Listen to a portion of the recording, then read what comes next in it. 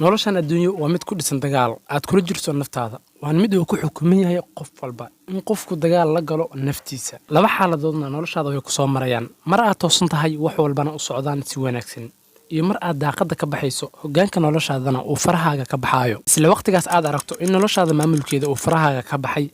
aadna dareento guul darro rajo la'aan iyo in noloshaada ayna meelna u socon ma ahan dhammaadkii noloshaada ee waa waqtigii saxda ahaa ee aad noloshaada hoggaankeeda dib u qaban lahayd qorshahan gaaban ee aan kula wadaagi doonana waxaa jira malaayiin qof oo sanad walba noloshooda wax weyn uga bedela haddii aad youtube ka baartana waxaad arkaysaa in mawduucan ee dadku aad u xiiseeyaan ayna daawadaan malaayiin qofood oo doonayo inay qorshahan dabaqaan waxna uga bedelaan noloshooda haddaba waa maxay mankimood ama disappear waa inaad qarsoontaa oo laga waayaa dhammaan meelihii baashaalka dadkuna isweydiiyaan intuu aadi intuu ka baxay kadibna aad soo noqotaa sanad ama 2 sano kadib adiga oo qof cusub ah ma ahan marka aad qarsoomayso inaad kaliya aad ka tegayso meelaha dadka ku kulmaan ee waxaad ka tegaysaa wax walba oo noloshaada waxba aan ku soo korrinin sida geemiska daawashada aflaamta waxaad ku bedelaysaa wax faa'iido kuu leh markii lagu dhahayo disappear samee ama ghost mode waxaad ka tegaysaa comfort life baashaalka waxaad ku bedelaysaa inaad mugdiga ku shaqayso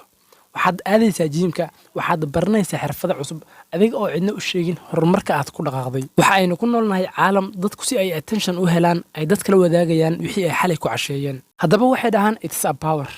waa awood inaad dadka uga yeeshato natiijo hawl aysan cidna ogeyn markii aad qabatay inaad mugdiga ku shaqayso iyagana natiijada bis ay arkaan hubaal waxay ku dhihi doonaan haw sidee ku samaysay